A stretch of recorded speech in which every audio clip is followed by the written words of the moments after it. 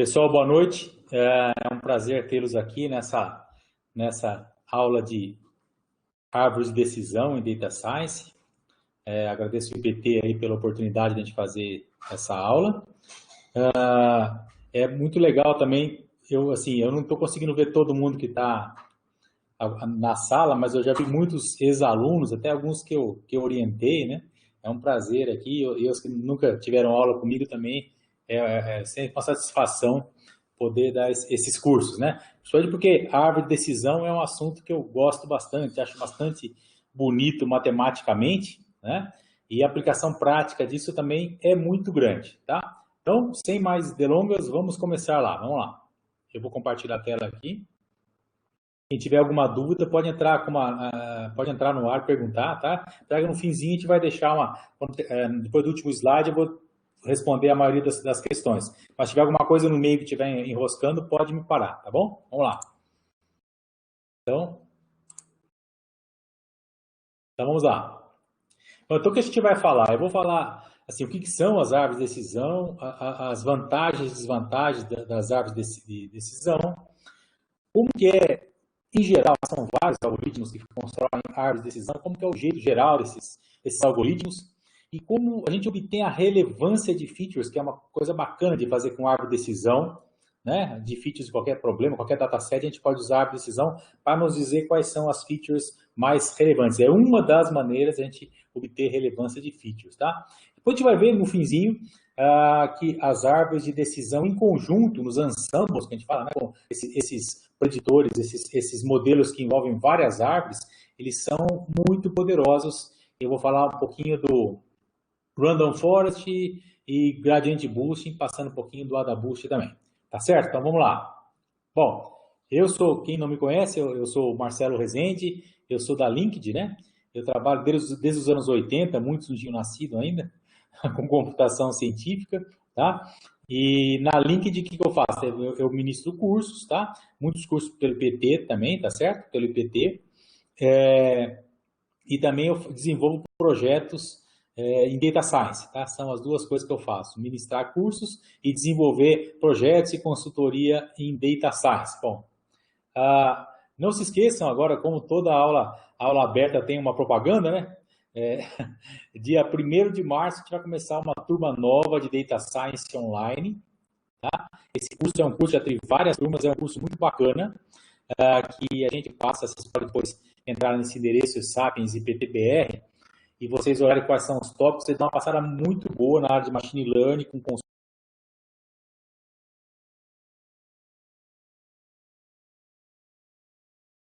você dá uma passada muito boa na área de Machine Learning, com conceitos, com código, e são 45 horas, 2 horas por noite, segundas e quartas, né, rapidão, das 8 às 10, e é interessante que a gente é um curso bem equilibrado em teoria e prática, porque a gente usa as bibliotecas prontas, lógico, não vai fazer, a gente faz algumas coisas, a gente faz raiz mesmo, do zero, mas muitas coisas a gente usa algumas bibliotecas, mas sempre a pessoa sabe o que ela está fazendo na biblioteca, tá?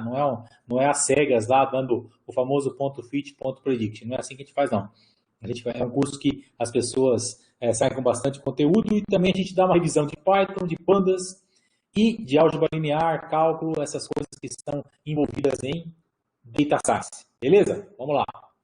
Bom, a gente vai falar de árvores de decisão no contexto de aprendizado supervisionado. Né? Algumas pessoas não são da área de Data Science, vou dar uma passada rápida nisso. O que é o aprendizado supervisionado? No aprendizado supervisionado, primeiro Machine Learning, né? Machine Learning, a máquina aprende com instâncias, com exemplos, e no aprendizado supervisionado, as amostras são rotuladas. Então, eu mostro um monte de maçãs, né, para a máquina e eu falo, isso é uma maçã, isso é uma maçã, isso é uma maçã, isso é uma maçã. Né? No treinamento da máquina, isso é um cupcake, isso é um cupcake, um cupcake. E aí, em função desse treinamento que as amostras eram rotuladas, eu crio um modelo e aí vem uma nova amostra que não foi vista pelo modelo, né, e não está rotulada, óbvio, e aí eu vou fazer a predição, e no caso aqui é a classe cupcake. Tá? Então, esse é um caso que chama aprendizado supervisionado. Como eu sei, né, eu sei o resultado, cada amostra é rotulada, eu consigo controlar se a máquina está aprendendo ou não. Tá? Então, esse é o aprendizado supervisionado. Tem outro tipo de aprendizado? Tem. Aprendizado não supervisionado. Você pode só... as amostras não são roduladas, você pode buscar alguma estrutura no dataset, né? Um cluster, esse tipo de coisa, uma regra de associação. Tá? Então, aprendizado supervisionado é o que a gente vai usar aqui nas árvores de decisão. E com árvores de decisão e no aprendizado supervisionado, a gente vai falar de regressão e classificação. Tá? Bom, regressão é o modelo dá uma resposta numérica contínua para a gente. Tá? Qual a temperatura que vai ser amanhã? Tá, 84, tá? Tá Fahrenheit, né? Espero, né? Você vai matar todo mundo. 84. E a classificação? A classificação, como o próprio nome diz, o modelo mapeia uma classe, frio ou quente. Tá? Certo? Então, a regressão, um exemplo de regressão, eu vou calcular o consumo de um carro, tantos quilômetros por litro. Classificação, o carro é econômico ou não econômico? Tá? Então, como o próprio nome diz, a classificação mapeia para classes e a regressão mapeia para um número contínuo, certo? E nós vamos trabalhar, então, resumindo o que eu falei agora, a gente vai trabalhar com aprendizado supervisionado, o tipo de machine learning, que as amostras são todas rotuladas, certo? E a gente vai trabalhar com regressão e classificação e com árvores de decisão como modelo, tá? Bom, a gente usa árvores de decisão para classificação e regressão com aprendizado supervisionado. Mas o que são essas árvores de decisão? Primeiro, a gente vai tentar responder isso, né? O que são essas árvores de decisão? Então, eu vou fazer mostrando um exemplo aqui, ó, que está nesse livro que já dá uma dica. Esse livro costuma ser free na internet, não é de maneira ilegal. Geralmente a Springer deixa você baixar de graça, né? É uma introdução ao aprendizado estatístico. Esse livro é muito bom. Pois não. Desculpa atrapalhar. Seu som tá cortando um pouquinho, ele tá intermitente e fica... Isso. Fica meio que oscilando algumas vezes, mas bem pouco assim, mas fica meio que travando. Dá para entender, mas tá meio que chiando. Será que tá no microfone errado? Deixa eu ver aqui. Pera, deixa Pode eu ser. o compartilhamento um pouquinho. Pera um pouquinho. Um minutinho aí, pessoal. Tá.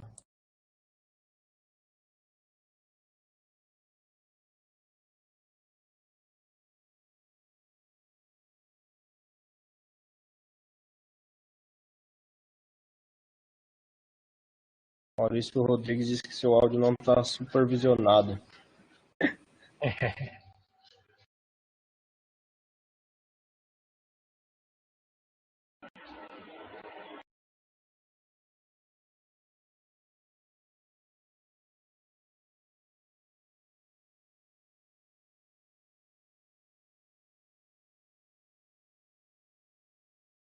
Sem o som, professor. Tá no mudo.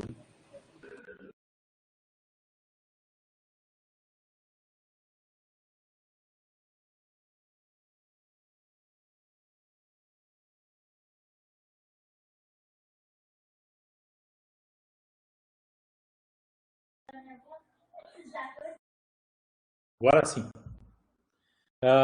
Bom, então o som estava cortando um pouco, eu vou falar devagar. Vamos lá. Então, esse livro de aprendizado estatístico, né? É um livro muito bom, é uma dica aí. Pena que ele é em R, né? A gente usa mais Python, né? Eu uso mais Python, estatísticos usam bastante R, mas eu uso mais Python, mas dá para aproveitar os conceitos. Muito bem. Então, o que tem essa árvore de decisão? Ela dá o log, né? O log dos salários dos jogadores, tá? De beisebol. Então, se ele dá o log, como é que eu obtenho o próprio salário? E é um log mediano, né? E elevado a esse valor vai dar o salário do cara. Então, essa árvore de decisão decide o seguinte: se o jogador tem menos de 4 anos e meio no beisebol, o salário dele, o log do salário dele é 5,11. Se ele tem maior ou igual a 4,5, cai aqui, e aí depende dos hits, ou seja, quantas rebatidas válidas ele deu na temporada anterior. Tá? Se ele deu menos de 117,5, o log do salário dele vai ser 6. Caso contrário, se for maior ou igual a 117,5, vai ser 6,74. Tá? Então, isso é uma árvore de decisão, tá? Bem simples, certo?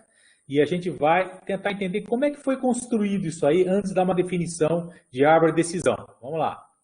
Então, olha que interessante, olha que interessante. Quais são as features a gente fala quais são as variáveis que interferem no cálculo do salário do jogador, né? Quais são as features? Vamos lá. Bom, tem a feature anos, certo? Tem a feature anos e a feature hits, que é a quantidade de rebatidas válidas que ele deu. Muito bem.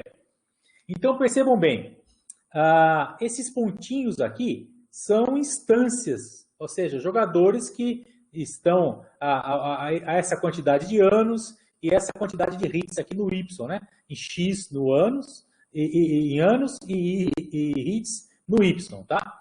Então, olha como é que desse gráfico aqui saiu essa árvore de decisão. O que a árvore de decisão faz é o seguinte, algumas regiões da predição ele considera que vai ter só um valor para a predição, ou seja, ele vai ter uma predição constante para todo mundo que cair aqui, uma predição constante para todo mundo que cair aqui e uma predição constante para todo mundo que cair aqui. Por exemplo, ó, esse aqui, 4,5. Quando a quantidade de tempo é menor de 4,5 anos, ele cai na região R1 e eu vou considerar a média. Cada pontinho desse aqui é um jogador, cada um tem um salário. Eu tiro a média deles todos, tá? E essa média deu o 5,11, tá? Aqui, nessa outra região, eu pego a média de todos que caíram nessa região aqui e foi 6,74, tá certo? E assim mesmo, a mesma coisa para a região 2, que fica com média 6, tá? Então, o que é a árvore de decisão? A árvore de decisão é uma representação gráfica dessa partição que eu fiz, tá? Então, qual é o princípio básico da árvore de decisão? Ela define algumas regiões da predição com valores fixos de resposta, tá? Qual é esse valor fixo? A média daqueles pontos. Pode ser a moda eventualmente, mas mais tipicamente a média. Então, eu dividi aqui em 3 regiões, cada uma dessas regiões, eu pego o salário de todos esses caras que estão nessa regiãozinha aqui, certo?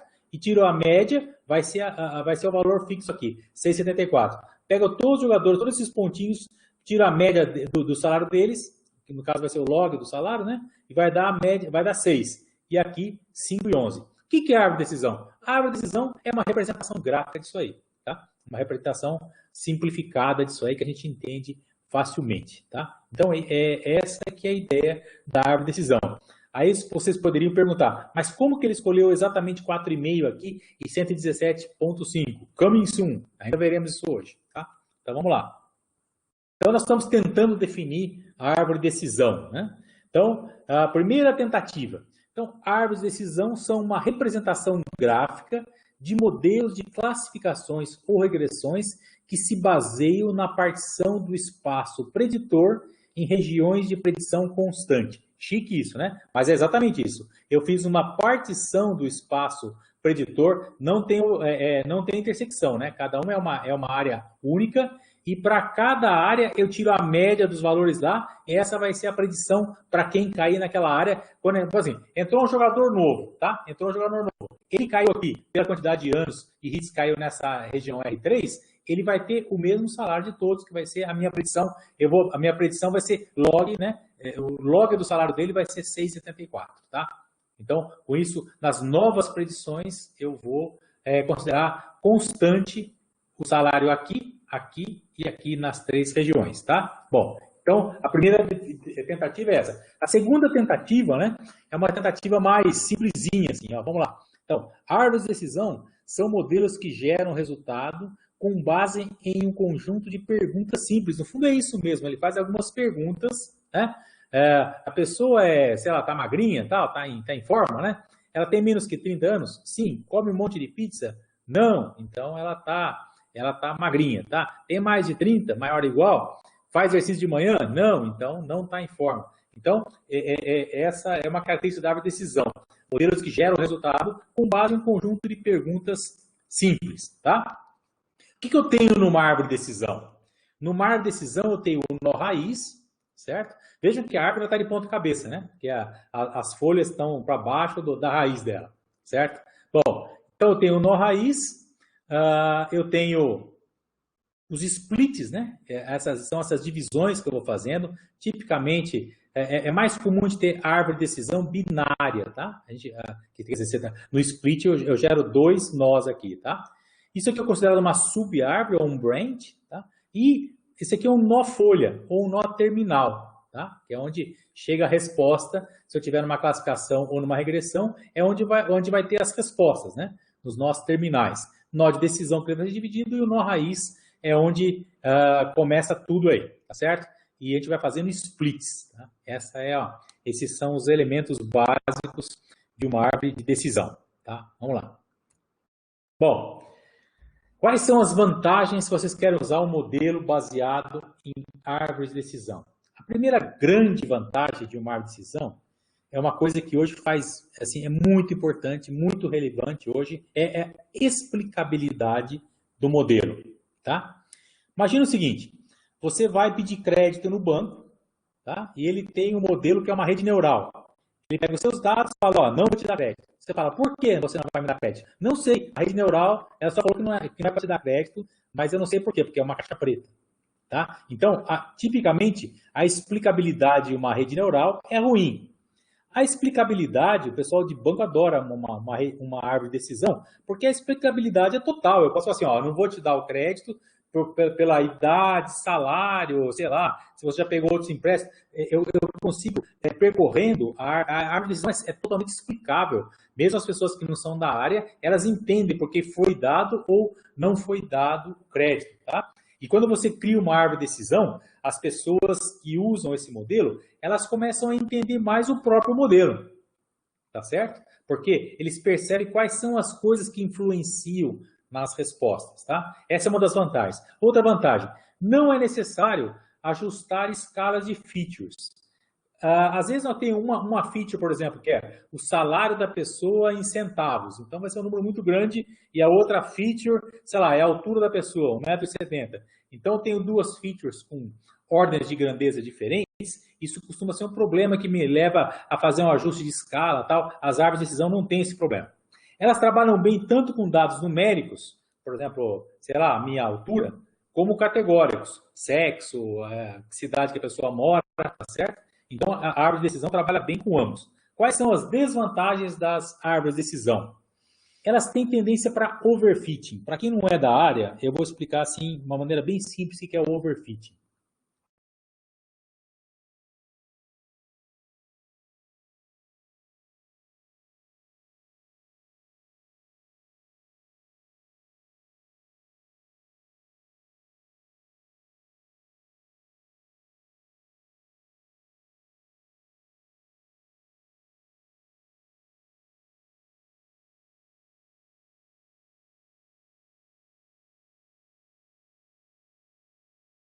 De uma maneira bem simples, o que é o overfitting. Às vezes, quando você, no aprendizado supervisionado, você treina o seu modelo com algumas amostras, certo? Que elas são rotuladas, como a gente viu. Pode ser que o modelo no treinamento, ele se ajusta tanto, por isso que chama overfit, né? Ele passa da medida no ajuste que ele faz aos dados que ele usou para treinar, tá certo? Que quando vem novas amostras, que é o que me interessa, a gente vê que eu quero saber se ele está generalizando, ele não faz bem. Então, geralmente são modelos mais complexos que conseguem se ajustar muito fortemente aos dados da amostra, mas depois para novas amostras, quando eu quero generalizar o meu modelo, que é o que eu vou usar na prática, ele não generaliza muito bem, tá? Isso é o overfitting. A árvore de decisão tem tendência para overfitting. As árvores de decisão isoladas, elas geralmente têm uma performance mais fraca do que uma rede neural, um SVM, tá certo? Tem vários outros algoritmos que têm performance normalmente maior em termos de acurácia, certo?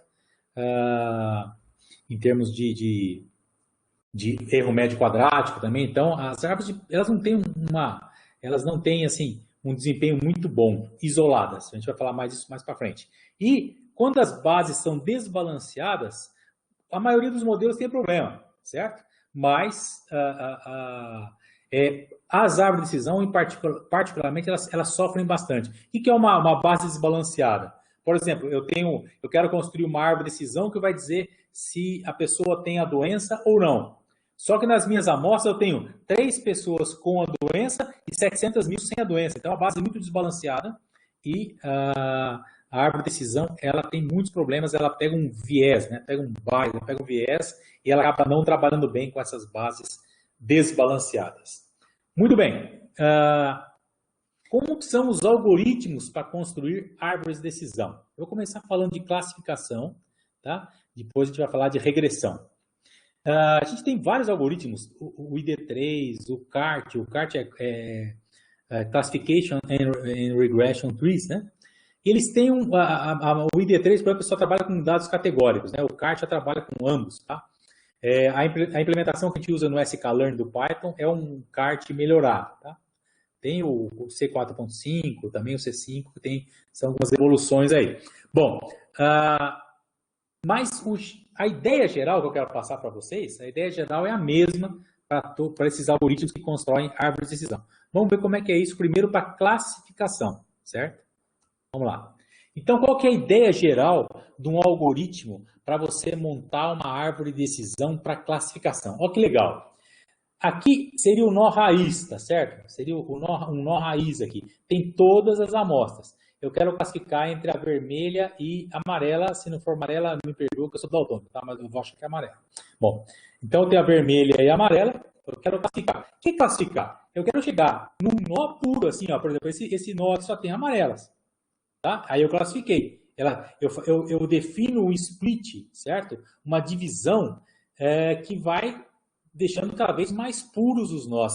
Essa é a ideia. Então, é uma coisa recursiva, né? Eu saio do nó raiz com todas as amostras e vou fazendo splits nesses nós, splits, certo? Com um critério de deixar mais puro o nó ou menos impuro, tá certo? Essa é a ideia. Então, a gente começa do nó raiz, faz um split, depois pega esse nó aqui, faz um split, e até quando vai isso, né? Isso vai até a gente chegar ao nó puro, tá? Não tem mais o que fazer, ou quando há algum limite. A gente costuma pôr limite na profundidade da árvore. A gente não deixa a árvore descer tanto, assim, ter tantos níveis para baixo. Por que a gente não deixa fazer isso? Porque quando a árvore vai ficando muito complexa, aí que ela tem aquele problema de overfitting, que ela se adapta muito aos dados do treinamento, mas quando chega para fazer os dados de teste, ela não funciona tão bem, tá? Então, voltando um pouquinho aqui, ó, veja que interessante. Quando eu vou fazer um split aqui, eu tenho que escolher duas coisas. Por qual feature eu vou fazer o split? Pela idade, pelo peso da pessoa, pelo salário, por qual variável eu vou fazer o split? É uma variável que entra. E por qual threshold, né? Assim, salário acima de tanto, abaixo de tanto. Então, eu tenho que decidir, para eu escolher qual vai ser o split, vai ser qual a feature que eu vou fazer o split e qual vai ser o threshold, né? Qual vai ser o ponto de corte para dividir em 2 para fazer essa árvore binária aí, tá? Muito bem. Então, quando eu falo assim, ó, partimos nó raiz, recursivamente vamos fazendo splits que tentam minimizar a impureza dos nós. Isso implica escolher por qual feature de threshold faremos o split. Acabei de falar isso. Até chegarmos a nós folhas puros ou algum limite, profundidade da árvore, por exemplo, tá? Mas como que eu avalio a impureza do split? Eu posso fazer um split pela idade, pelo sexo, pelo salário, qual que eu vou fazer? O que diminui mais a impureza. Mas como que eu meço a impureza? Essa é a pergunta. Então, um dos critérios mais utilizados é o critério Gini, tá? Que é 1 menos a somatória do quinhão de cada classe, né? Ao quadrado, e aqui é 1 até o número de classes. Tá certo? Deixa eu tirar isso aqui. Peraí. Então, por exemplo, esse nó aqui. Qual que é a impureza dele? É 1 menos... eu tenho duas classes, a classe triângulo e a classe círculo, certo? A partição da classe triângulo é meio, e da círculo também. Então, essa somatória vai ficar 1 menos meio ao quadrado mais meio ao quadrado, que dá meio. Tá? Esse nó aqui, ele é menos impuro do que esse. Por quê? Porque ele está tendendo a ter mais círculo do que triângulo. Então, quando eu fiz a conta aqui, ó, 3/5 e 2/5, já caiu para 0,48. Aqui foi ficando mais puro ainda, eu tenho 4 círculos e um triângulo, esse nó está quase puro, que é a minha ideia. tá? Então ficou 0,32 aqui o índice Gini. E finalmente, quando fica só círculos, a impureza é 0, tá? Então o índice Gini, ele mede a impureza. Então eu medi aqui, pessoal, a impureza do nó. Mas como que eu meço a impureza do split, tá? A impureza do split. Aí eu faço o seguinte, eu faço uma média ponderada das impurezas do nó, dos dois nós que eu gerei. Então, ó, aqui está de onde veio o split, certo? Veja que eu tenho 4 triângulos e tenho 5 círculos, tá? Então, esse é um split possível. O lado esquerdo está com Gini meio, o lado direito está com Gini 0,48. Mas aqui eu tenho 4 dos 9 estão do lado esquerdo e 5 dos 9 estão do lado direito. Quando eu faço essa média ponderada, eu tenho o Gini do split. E aqui tem outro Gini do split, tá? Que aqui ficou 0,32 para esse, 0,38 para esse, 5 nonos e 4 nonos. Então, o Gini do split aqui ficou 0,35.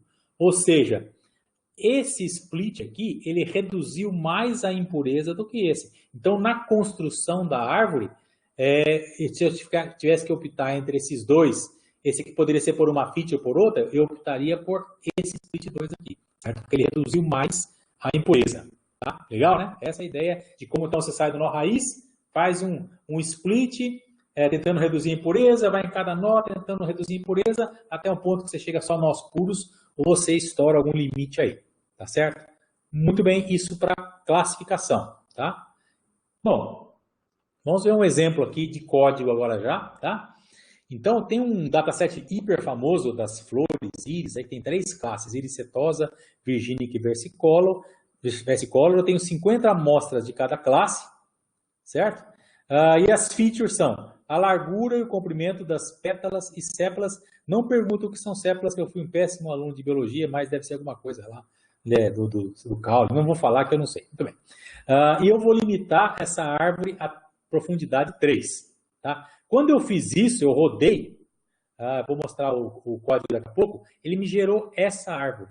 Tá? Essa árvore tem 1, 2, 3 níveis. Então, aqui no nó raiz, o primeiro split ele fez pelo comprimento da pétala, tá? Jogando para cá e para cá, certo? E vejam que o Gini aqui do nó raiz é 0,667. O Gini do nó esquerdo já virou 0, porque ele conseguiu dar pureza total para o lado esquerdo. Para quem tem comprimento da pétala menor que 2,45, tá? Se cair para a direita, aí ele vai fazendo novos splits até chegar. Vejam que no fim, nem todos os nós têm Gini 0. Por quê? Porque eu limitei a profundidade em 3, eu não deixei a árvore crescer. Mas veja que aqui foi feito pela largura da pétala, aqui pelo comprimento, tá? Veja que a tal da sépala não entrou em nenhum momento aqui nesses casos aqui, né? Então, por exemplo, aqui, olha aqui, que está com G 0, eu tenho 0 da setosa, 0 da virgínica e 43 amostras da versicolor. Aqui tem 43 amostras, e aqui ele mostra também a quantidade de samples, né? Então, vamos ver esse código aí, ó. Então, tá aqui, ó, o código. Eu usei NumPy, carreguei o dataset íris, eu usei o módulo do sklearn, que é para machine learning, para mexer com árvores aqui para fazer gráficos, tá? Então, eu tive o dataset, vou acelerar um pouquinho, porque senão a gente não vai até o fim. Aqui os nomes das features, tá? Os nomes das classes, certo? Aqui eu crio uma árvore de decisão, eu fixo a profundidade máxima em 3, certo? E aqui eu treino, certo?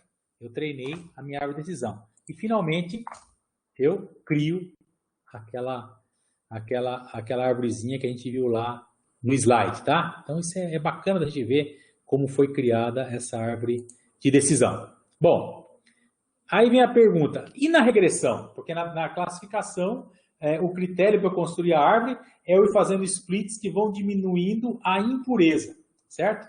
E na regressão? Na regressão, a gente minimiza, ao invés de minimizar a impureza, a gente minimiza a soma dos resíduos quadráticos. O que é essa história? Ó, quando eu faço split, vem um pouco para o lado esquerdo e um pouco para o lado direito. Esse YI é o Y real, tá? De cada amostra, tá? E esse aqui é aquele médio. Lembra que em cada região eu pego tem um valor fixo médio? Então eu faço a diferença entre o que era para dar e a média que eu adotei para aquele nó ao quadrado, certo? Quanto maior isso aqui, pior, né? E o mesmo para o lado direito, que tem outra região aqui. Então eu comparo, eu tento minimizar essa soma de resíduos, que sempre a diferença entre o que era para dar e o valor fixo da região do nó lá que eu coloquei. Tá certo? Então, a diferença para regressão é essa. Então, eu fiz aqui para a gente aprender aqui, eu fiz uma regressão, um dataset da UCI, da University of California Irvine, de carros, né? Eu peguei só duas features, a potência e o peso. E o meu target, quer dizer, o que eu quero calcular é o consumo. E eu fiz a profundidade da árvore 2, né? Na verdade, para mim para mim é 1, né? É 1, mas na conta dele é 2, porque tem um nó aqui e tal. E a gente fala que é um stump, né? Um toco. Esse cara aqui eu forço a árvore a ter um nível só, tá? No caso aqui. E veja o que aconteceu, né? Como é que ele dividiu? Ele dividiu pelo peso do carro, né? Pelo peso só, ele consegue calcular o consumo do carro. Veja que o erro médio quadrático aqui, que não é aquele RSS, o erro médio quadrático é aquele RSS dividido pelo número de amostras, tá? O erro médio, tá? Então, o erro médio quadrático era 60, nesse nó é 32, tem 190 amostras, no outro é 21, tá? E tem 200. Então, o erro médio deve ter uns 25, ele caiu muito nesse split aqui, tá? Então, ele procurou entre... Como é que ele fez essa árvore? Ele partiu aqui do nó raiz, com todas as amostras, tá? 392, e ele achou uma feature, que no caso é o peso, e um threshold, que é o 2,764,5, que mais diminui o RSS, o resíduo quadrático, certo? E aqui eu fiz uma representação disso, né? Aqui, então, todos os carros que tiverem peso acima desse 2,764, eles vão ter consumo 17 milhas por galão. E todos os carros que tiverem peso abaixo desse aqui vão ter 29 milhas por galão. Vamos dar uma olhadinha nesse código de regressão. Vamos lá. Regressão.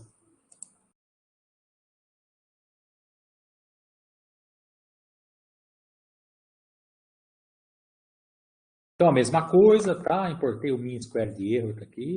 Aqui eu usei o bandas para carregar, então as features do carro, número de cilindros.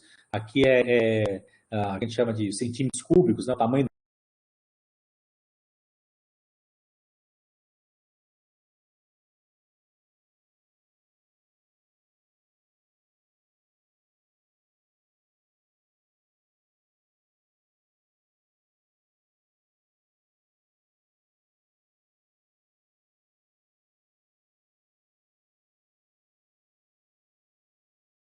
A gente chama de centímetros cúbicos, né? O tamanho do motor, 3 litros, tal, potência, peso, tá?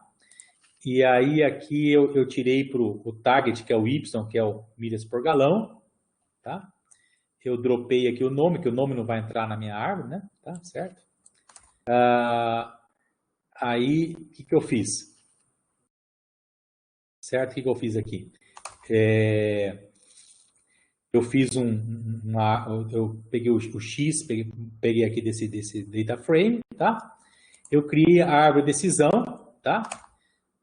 Só que aqui no exemplo que eu fiz aqui, eu não usei só peso e potência, tá? Eu usei todas essas features aqui, tá? Usei todas essas features. Então, veja como que ele fez aqui, ó. Como é que ele fez? O exemplo que estava aqui, né? Foi só com potência e peso, tá? Mas o exemplo que eu estou rodando no código aqui, eu estou pegando todas essas features menos o nome, que não interessa, óbvio, certo?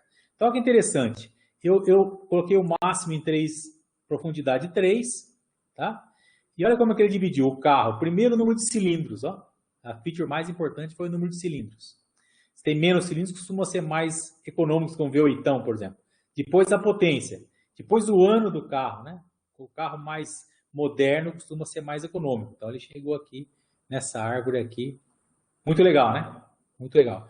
Aqui, agora que eu entendi qual que foi a besteira que eu fiz. Eu tô com o dataset, eu tô com o notebook, desculpa, eu tô com o notebook errado, por isso que assim, agora vamos para aquele certo. Estava achando estranho eu ter... Vamos lá, é a mesma coisa, tá? Só que aqui eu estou pegando só potência e peso, tá? Desculpa aí a dormida que eu dei no ponto aqui, tá? Então, eu coloquei máxima profundidade 1, certo? E aqui eu gerei aquela árvorezinha que está nos nossos slides. Achei estranho eu ter feito no slide de um jeito e no notebook de outro, tá? Então, essa é a ideia. Aqui eu quero mostrar só para vocês um cálculo bem rápido. E lembra que eu falei para vocês que a gente pega a média para ser a predição de cada nó? Então, eu peguei, quando você está no nó raiz, todas as amostras estão lá, certo? Então, eu peguei a média, a média do Y, que são os targets, certo? E fiz aqui um vetor, eu vou mostrar qual é o vetor para vocês. Então, tem os 390, não sei quanto, 392. No nó raiz, todos têm o mesmo consumo, certo? Aí que eu fiz? Eu fiz o erro médio quadrático entre o real, que eu tenho, é um aprendizado supervisionado, certo? E esse que eu estou estimando que vai ser todo mundo com o mesmo. Aí, deu quanto? Deu 60,76 o erro médio quadrático, que é o que está na nossa árvore de decisão lá. Ele começa com o erro médio quadrático 60. Que significa o quê? Eu fiz um chute muito grosseiro, né? Todo mundo tem o mesmo consumo. Então ele começa com o erro médio quadrático grande. O que é o erro médio quadrático? A diferença entre o que é o real e o previsto, que vai ser o mesmo para todos, ao quadrado, depois tira a média disso, o erro médio quadrático. Tá? Bom, continuando então, esse aqui, nós vimos uma regressão aqui, vamos continuar lá. Deixa eu colocar a tela cheia, fica melhor. Tá? E agora eu vou falar um pouquinho para vocês de pruning. Tá? Eu falei para vocês que as árvores de decisão, elas sofrem com overfitting, né? Elas se adaptam exageradamente à amostra de treinamento e depois não generalizam tão bem. Tá? Bom, o que é esse pruning? O pruning, que é a tradução de poda, né? A gente arranca uns pedaços da árvore para deixar menos complexa, que normalmente o modelo mais complexo dá mais overfitting, tá? Para a gente ter uma árvore mais simples, tá? E diminuir o overfitting. Qual o critério para a gente fazer um pruning? É assim, você avaliar os trechos, tá? Os trechos da árvore que não reduzem muito a impureza. Então pode ser um pedaço enorme da árvore com um monte de galho e reduziu muito pouco a impureza. Aí eu corto, foi o que ele fez aqui. Ele cortou todo esse lado, deixou só um nozinho.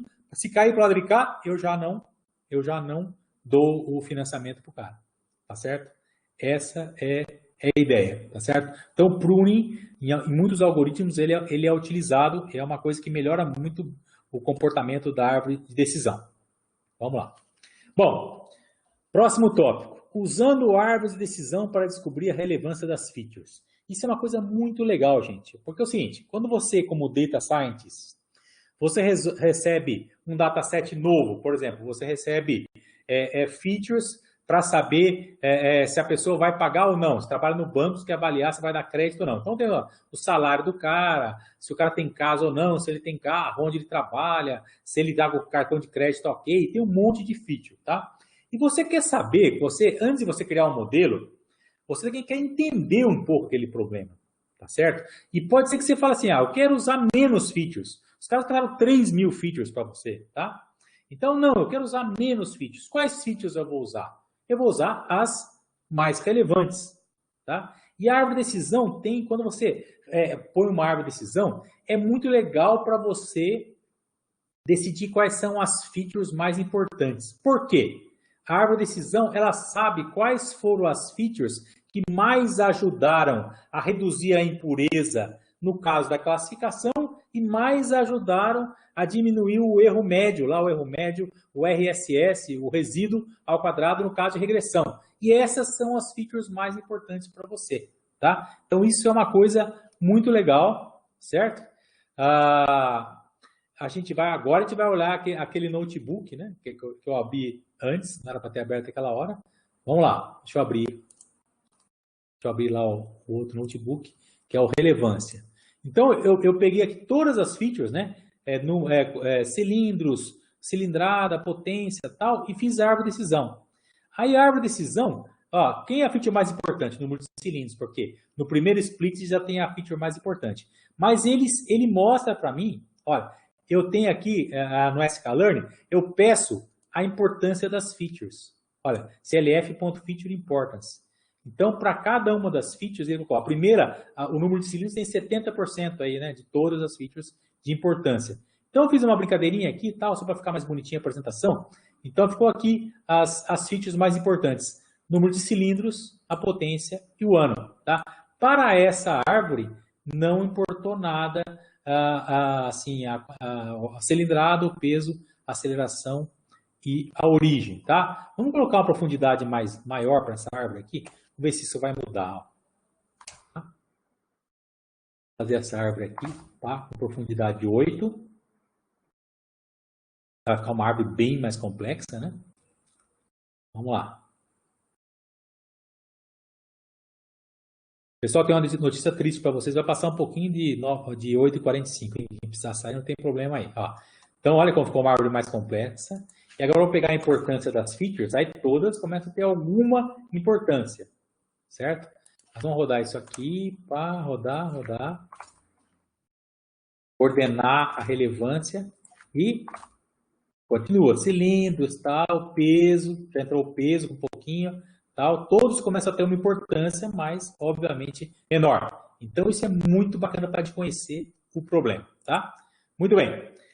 Para finalizar aqui e passar para algumas perguntas para vocês, que combinado até 8h45, né? Pode ser que passe um pouquinho. Vou falar um pouquinho de árvores de decisão em ensembles. Tá? O que são ensembles? Os ensembles é que nem quando você está com uma suspeita de alguma doença, você vai a 3 médicos, 4 médicos, você quer ouvir várias opiniões. Então, são modelos que usam vários modelos debaixo dele e fazem de algum jeito, tá? Para dar resposta. Então, por exemplo, nós temos com as árvores de decisão, a gente viu que elas isoladas, elas podem ter problema de overfit, de performance fraca tal. Mas, combinadas em ensembles, elas criam algoritmos muito poderosos. Vou falar de 2 deles aqui, o Random Forest e o Gradient Boosting. São 2 modelos muito poderosos. Primeiro, o Random Forest. Como que eu faço? Eu crio várias árvores de decisão diferentes. Não tem sentido você chamar o mesmo médicos iguais. Para você ter opiniões diferentes, tem que ser médicos diferentes. Tá? Então, como é que você cria árvores diferentes? Você cria árvores diferentes dando os dados, amostras diferentes de dados para cada uma das árvores. É uma das maneiras. A outra é não considerar todas as features na hora de fazer os splits, tá? Então, aí eu pego todas essas árvores, vamos dizer, eu pego 3 e quero classificar, né? Quero classificar, coelho ou não é coelho? Se der, como tenho 3, não vai dar empate, tá certo? Então, nesse caso, eu estou fazendo uma votação. Então, o Random Forest, tá? Que é uma floresta de árvores aleatórias aí, ele trabalha com bagging, que é a maneira de eu criar, pegar amostras do dataset com repetição para criar árvores diferentes, tá certo? E a resposta do algoritmo é por votação, tá? Isso é o Random Forest. Vou mostrar rapidamente aqui para vocês um Random Forest aqui. Nem vou rodar para a gente não perder tempo. Então, o Random Forest Classifier, eu peguei o mesmo exemplo da iricetosa e tal, certo? E aqui, olha, eu mandei fazer um Random Forest com 4 estimadores, ou seja, com 4 árvores de decisão diferentes, certo? Com máxima profundidade 3, certo? E que ela, no fazer o split, só considerar 2 features por vez, tá? Eu treinei e tal, e aí ela criou 4, né? E aqui eu mostrei a primeira árvore, o índice 0. Né? Então, da primeira árvore, isso aí, largura da pétala 0,75 e tal. Eu posso agora, deixa eu rodar deixa eu rapidinho rodar todos aqui. Tá? Eu posso pegar a segunda árvore, por exemplo, né? Índice 1, que não vai ser, espero que não seja igualzinho a outra. Né? Índice 1, índice 2, já mudou bastante aqui, ó. Aqui pegou a sépala, tá vendo? Essa terceira árvore ficou bem diferente da primeira e da segunda, tá? E a última árvore, né? Então, Parece que a primeira, a terceira, a primeira, a segunda e a quarta, mais ou menos, precisa olhar com calma aqui.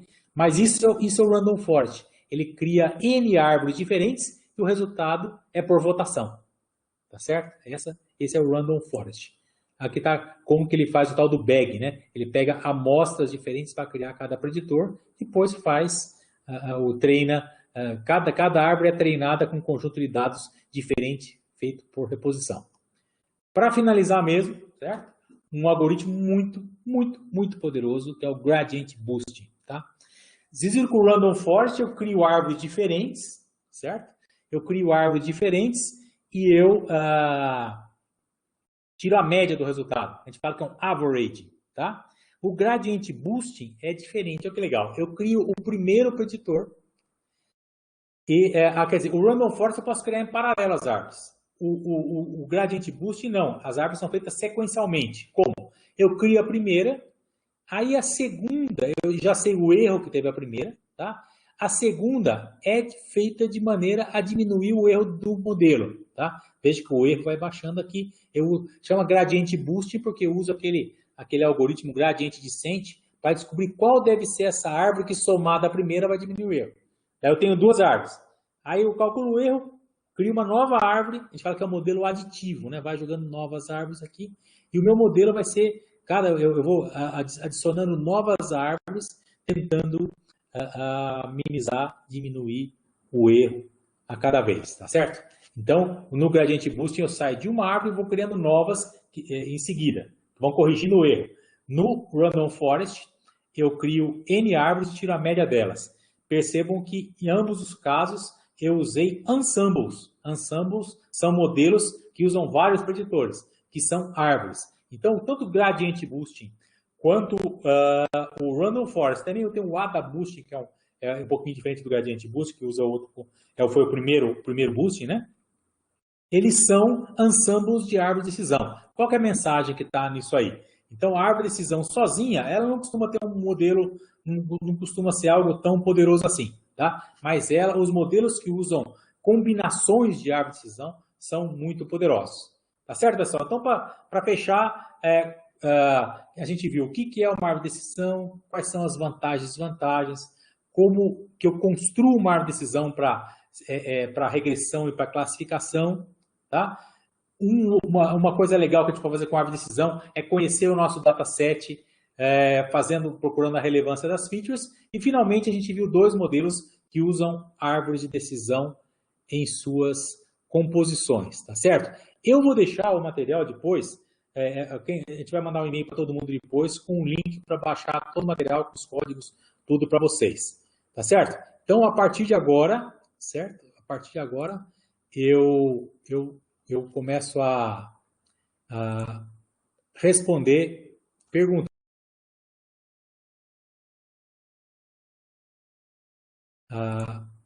Responder perguntas. Tá? Vamos lá, fiquem à vontade. Não fiquem tímidos, podem fazer perguntas à vontade. Se quiser fazer elogio, pode fazer também. Falar, o curso do Marcelo é bom lá, faça o curso. Não fique à vontade para fazer elogio. Crítica, não fique tão à vontade assim. E aí? Ninguém arrisca fazer uma perguntinha aí?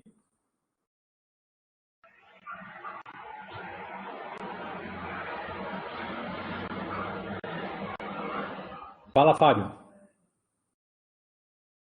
Eu estava na dúvida se eu fazia ou não aqui. Fica bom. Agora já apareceu o seu nome aqui, não pode pular para trás. Bom, primeiro quero fazer propaganda então da aula, é excelente. Acho que quem não fez tem que fazer. Legal. E então assim, professor, você falou sobre as árvores de decisão e falou ali naquele ADA Boosting, aliás, do Gradient Boosting lá. Isso. E assim, esse gradiente usa aquele algoritmo gradiente descent. Ele não usa, que nem outras redes neurais, aquele backpropagation. Não. Ele faz assim. Vamos dizer assim, você calculou, tem a primeira árvore de decisão, certo? Então, para cada amostra tem a predição dessa árvore de decisão, ok? Muito bem. Aí, o que ele faz? Ele sabe, por gradiente descente, o que precisa mudar naquele vetor para minimizar o erro. Tá? Para ir na direção de minimizar o erro. Uhum. E ele cria, olha que legal, a segunda árvore é uma árvore que tem como target esse vetor que vai minimizar o erro. Olha que legal, que ideia bacana, né? Bacana. Então aí, a segunda árvore, ela corrige o erro da primeira, entendeu? Na direção do gradiente descente, e assim por diante. E sempre usando aquele mecanismo da árvore, né? Que nem aquele Gini e as outras coisas. Sim, exatamente. Sempre as árvores são criadas dessa forma aí. Tá? Sempre alguma restrição, né?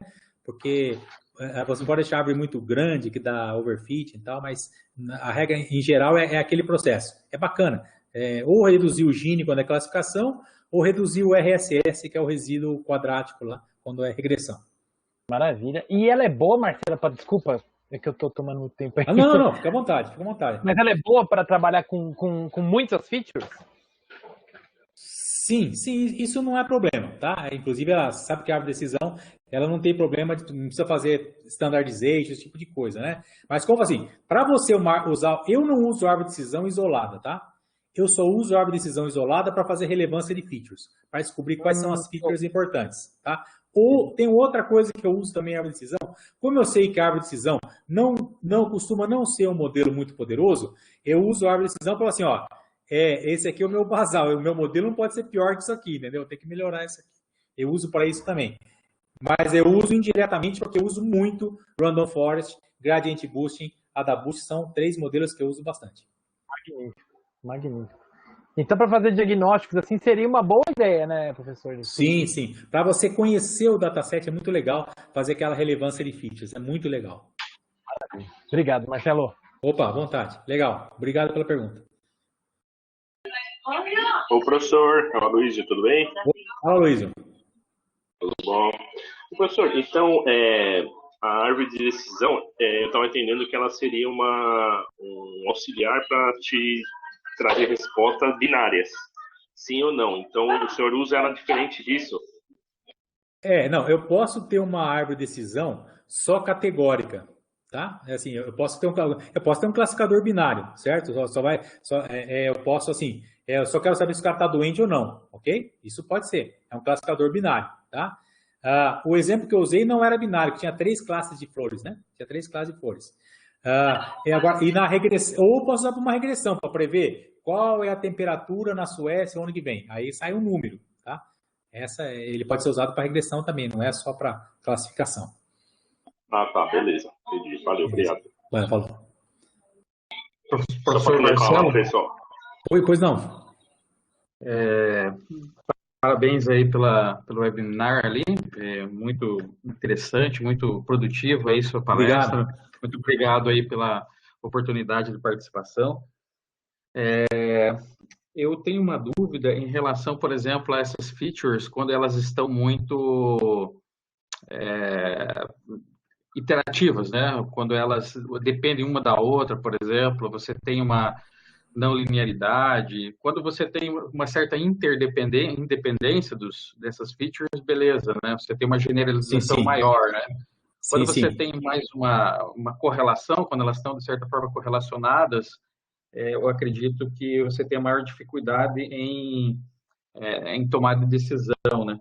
Sim. Entre o Random Forest e aquela Decision Tree, tem diferença, né?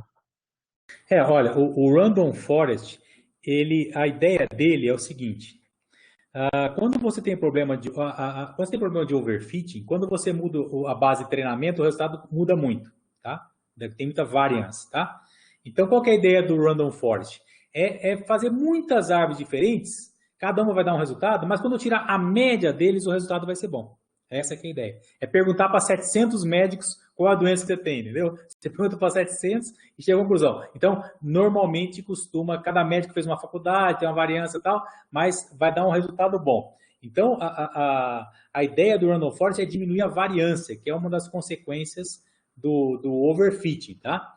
Hoje, quando você falou aí, quando você tem relacionamentos muito complexos, eu gosto de usar muito uma rede neural, tá? Porque a rede neural, ela tem ela aprende esses relacionamentos complexos, tá? E como você falou aí, você pode ter várias features relacionadas, né, com correlação alta, pode ser até que você possa jogar fora uma delas, né? Que elas são tão correlacionadas que você tá pondo feature a mais que é a mesma coisa, tá? Isso pode acontecer também. Isso aí você pode ver bem isso aí, trabalhando um pouquinho com PCA, fazer uma análise de covariância, tem uns truquezinhos para você mexer com isso. Mas se você tiver problema dessa muita mistura de feature, é um problema mais complexo, tal, que não é linear, tal, manda uma MLP, uma rede neural multicamadas, que é uma boa ideia, tá bom?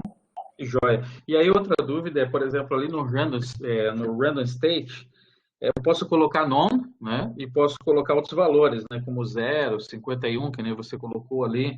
Tem muita diferença? Qual que seria a sugestão para rodar ali? Se eu colocar none, eu vou ter resultados diferentes? Varia muito? Eu vou colocar um valor numérico? Qual exemplo você falou que eu coloquei? Não dei desculpa. Qual exatamente? Você lembra qual que era? O random state no... Random Forest. Eu coloquei 51. Eu coloquei um random state lá. Não, porque é só para reproduzir o exemplo da mesma forma, porque ele gera alguns aleatórios. Por exemplo, quando você vai usar o random forest, tá? Vai usar o random forest, ele, para fazer uma árvore diferente da outra, ele sorteia quais features vão entrar naquele split, entendeu? Muitas vezes. Então, se eu rodar duas vezes logo... Desculpa? Se eu rodar com 0 ou rodar com 51... Não, assim, vai dar resultados diferentes, mas não necessariamente melhores, tá? Isso aí não tem muito... Entendi. É só para a reprodução ser igual no exemplo. Legal, obrigado, professor. Opa, prazer. Professor, boa noite. Queria fazer uma pergunta. Rafael, boa noite. Vamos lá. Teve um dos códigos que apareceu na tela aqui que estava escrito número de features com a qual fazer o split. Sim. Que é o random forest, justamente. E se eu entendi, então você faz um split com duas ou mais features, é isso? Não, é o seguinte, ó. Quando você está criando uma árvore sem restrição, ele vai escolher a feature que mais diminui a impureza, tá certo? Essa é a ideia. Pode ser a idade, o sexo, a temperatura, sei lá, ele vai escolher a feature que mais vai reduzir a impureza, tá? Mas quando eu estou usando o Random Forest, eu quero criar várias árvores diferentes, tá? Então, aquele número de features para considerar no split é o seguinte, ele pega duas features só e pega uma daquelas duas, não pega de todas, para escolher a melhor. Isso gera uma randomização das árvores criadas. As árvores não ficam iguais. Porque se criar as árvores todas meio parecidas, não tem sentido porque você tirar a média delas, entendeu? Entendi. Então, na verdade, aquele número lá é só para limitar isso. Não é que você está fazendo um split com duas features de uma vez. Não, é assim. Eu falo assim, as features que eu posso escolher para fazer o split vai estar no conjunto de duas só. É isso que eu estou fazendo, certo? Entendi. Obrigado. Opa, legal, prazer. Muito bom. Muito bem, mais alguma pergunta? Fiquem à vontade. Grande Marcelo Monese. Fala, Eduardo. Tudo bem? Beleza, cara? Você veio mesmo, hein? Falou que vinha e veio. Deu certo. Algumas dúvidas aqui, vamos ver se dá tempo da gente falar rapidão. À vontade.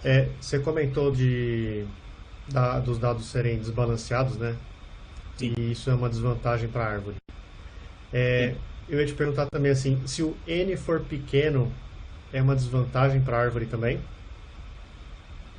Todo modelo, você fala o número de amostras, né? Número de amostras. Sim. Né? Então, todo modelo sofre com poucas amostras. Na prática, a gente costuma usar, nesse caso, usar um naive Bayes, tá? Que a gente não sabe explicar por quê, mas é um modelo que funciona bem com poucas amostras, certo? Mas a árvore, ela sofre muito com desbalanceamento, mas com N ela sofre igual aos outros algoritmos, tá? Não, tá certo. Uma outra coisa que eu percebi aqui, quando você mostrou a árvore, principalmente aquela do carro com mais features, você fez uma reduzida com duas features, né? Acho que foi potência e peso, e teve uma outra que você acabou mostrando que tinha mais features, né? Cilindrada, tamanho, peso, enfim. Exato. E ali, na árvore, o modelo escolheu uma ordem para as features para fazer o split por relevância. Então ele escolheu lá primeiro o cilindrado, Exato. depois ele escolheu o peso, por exemplo. O primeiro que ele escolheu foi o número de cilindros. Isso. Eu poderia usar isso para explicar o modelo? Perfeitamente, tá certo? Assim, mas é justamente isso que é o bonito. Às vezes você não é obrigado a usar uma árvore de decisão como o seu modelo, tá certo? Você vai fazer uma previsão de preço, de alguma coisa, não vai usar uma árvore de decisão porque tipicamente é um modelo que não tem, assim, tanto poder como outros algoritmos. Mas para você, porque assim, antes de você construir um modelo, tem a parte de analytics, você é um data scientist, você tem que conhecer o fenômeno, tá? Então, para isso é muito bom. Por exemplo, o Monese, se você vai falar, eu quero fazer um modelo reduzido para rodar num device pequenininho, com menos features. Quais eu vou usar? As mais relevantes. Entendeu? Então, isso é muito importante. Para visualizar, para fazer gráfico com menos features. Tem uma série de vantagens você conhecer a relevância e aí uma das principais vantagens é você conhecer o seu problema que você está trabalhando. Tá? Não, boa. Exatamente, a gente está nesse desenvolvimento aqui no trabalho. A gente faz a precificação de apartamentos e a gente usa um conjunto de features para fazer as predições desses preços. E a gente precisa explicar para as pessoas por que a gente está recomendando determinados valores, né? Então, é a ordem das features na árvore. Sim, e nesse caso, como você precisa explicar para uma pessoa, o melhor de tudo é a árvore de decisão, porque a explicabilidade dela é 100%, né? A pessoa lê a árvore lá e entende rapidinho porque o preço chegou naquele valor ou não. Para explicar é ótimo. E a gente otimiza com gradient boosting mesmo. Sim. Agora, como o Eduardo, como essa aula é de árvore de decisão, eu falei relevância com árvore de decisão, mas você pode fazer relevância de diversas maneiras, por exemplo, com logistic regression, pelo tamanho dos coeficientes, certo? Com regressão linear, tem várias outras maneiras de descobrir a relevância das features, tá? É que eu gosto de usar com árvore de decisão, mas não é o único caminho, tá bom? Não, bacana. A gente também já fez a opção de usar árvore para tomar essas decisões de preço. Sei. A outra pergunta aqui tanto o Gini quanto o RSS, eu poderia chamar eles que são um score de confiança para o modelo? Não, é de impureza mesmo. É de impureza, é de erro, né? De quantidade de erro. Assim, quanto está errado o modelo, assim, a classificação ela quer que uma folha seja totalmente pura, Gini 0, certo? Numa regressão eu quero chegar numa diferença entre o que era quadrado e o que deu ao quadrado pequena, tá? Então não é uma confiança não, tá? Só vou falar mais uma coisa para você, Eduardo. Tem uma maneira interessante de você, só que é força bruta, tá? Para você achar relevância de feature.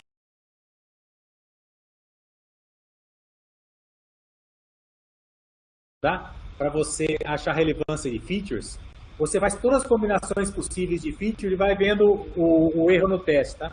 Essa é outra maneira interessante também. E você vai acabar descobrindo qual conjunto é o melhor. Saquei. Assim, mas se a gente tiver muitas muitas features, né? Eu acho que a gente está operando com poucas aqui, sei lá, deve ter aí 4 ou 5 features mais importantes, então fica mais fácil fazer essa combinação. Mas, tipo, a gente coloca 80 estimadores, sabe? Para fazer as comparações das árvores. Assim, já é mais agressivo em termos de quantidade. Sem dúvida. Não, bacana. Quando você falou limite de profundidade, é hiperparâmetro, né? Todo o processamento vai ser configurado usando esse parâmetro. Ele vai aumentar, no treinamento, ele vai aumentar a acurácia, ele vai acertar muito mais o treinamento. Mas aquilo vai dar o tal do overfit. Sabe aquele aluno que pega uma lista de exercícios? Ele pratica aquela lista 1 milhão de vezes, mas o professor dá uma mudadinha depois na prova, ele dança. Esse é o overfit. Entendeu? Quando você deixa a árvore crescer muito, ela se adapta demais aos dados e não generaliza bem. Esse é o problema, por isso que a gente limita. E faz o pruning. Uma das maneiras é o tal do pruning lá, que muitos algoritmos têm, né? Fazer aquela poda, é bonito pra caramba. E a minha última pergunta, até para vontade mais também, sobre essa parte do pruning, já emendando, eu poderia usar o pruning como assim, um critério de no-go para determinada feature. Então, olha, vou pegar no meu exemplo aqui. Sei lá, se o tamanho do apartamento for menor que 40 metros, eu já pruno ali e falo, não calculo nada, não estimo preços para apartamentos pequenos, por exemplo.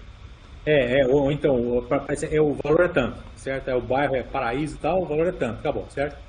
Você não deixa mais complexa a árvore porque vai te agregar pouco, entendeu? Tipo assim, você faz 50 perguntas a mais para o proprietário do apartamento para não melhorar zero o negócio, para melhorar muito pouco, entendeu? No fim é isso, tá? Você não ganha nada. Você está com uma árvore mais complexa que não está reduzindo muito a impureza, está reduzindo muito pouco. Mas quando eu olho a relevância das features, eu já descobriria que eu não me interessa fazer mais perguntas, né? Seria um outro método de avaliar também. São duas coisas diferentes, tá? Então, são duas coisas diferentes.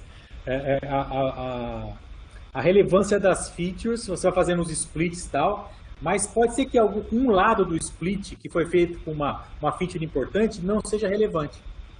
Tá? Um lado. Então é isso que ele vai ver. Ele vai ver pedaços inteiros da árvore para fazer a poda. Vai falar assim, ó, o split para a esquerda, ok, eu vou continuar, compensa eu detalhar mais. O split da direita para ali mesmo. Entendeu? Não, entendi. Na verdade, a gente sofre um efeito à medida que a árvore vai fazendo os splits, a gente chega num conjunto assim que a quantidade de amostras dentro do split prejudica a média de preço, entendeu? Sim. Essa é uma das restrições. Não sei se deveria podar a árvore ali e falar assim, não, essa folha não me interessa mais porque ela ficou com um conjunto muito rarefeito de informações ali e vai me dar uma média muito distorcida à medida que os dados vão evoluindo. As bibliotecas mais modernas, elas todas fazem pruning já, sabe? Quando você está criando a árvore, já fazem. Tá? Se você não precisa fazer, você precisa saber conceitualmente o que é, mas você não precisa se preocupar com isso. Não, boa. Acho que é isso. Valeu. Legal? Aí, parabéns pela apresentação aí. Foi obrigado, Eduardo. Obrigado.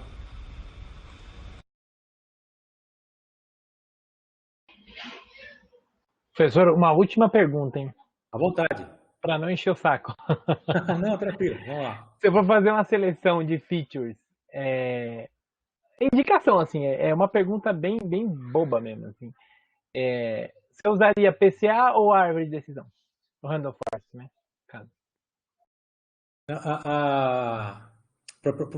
Para você fazer a relevância das features? Isso. Fazer uma prévia, assim. Isso. Olha, se você está em dúvida, faça as duas coisas, porque o PCA também é aquele vetor, né? O primeiro autovetor lá, ele vai mostrar para você que é o mais importante, que tem mais variância, ele vai mostrar para você qual feature foi mais importante. Também são duas maneiras diferentes de chegar na mesma coisa, viu? Então, talvez seja interessante você fazer as duas coisas e ver o que bate, o que bater nos dois, você fica mais tranquilo. Tá? Show. Valeu, professor. Beleza? Prazer sua presença aí. Prazer é todo meu. Legal. Bom, pessoal, então, eu acho que não tem mais nenhuma pergunta. Eu agradeço a participação de todos aí, tá certo? E espero fazer mais um webinar em pouco tempo aí, vou escolher um tema que seja relevante, tá? Esse eu sabia que era relevante e agradeço a participação de vocês, pelas perguntas, e vocês vão receber um link aí para vocês pegarem o material que foi utilizado aí no webinar, tá certo? Boa noite a todos, até a próxima aí. Valeu, professor, boa noite. Até mais, até logo. Obrigado, professor, boa noite. Boa noite. Obrigado. Boa noite a todos. Falou, professor, abraço, boa noite.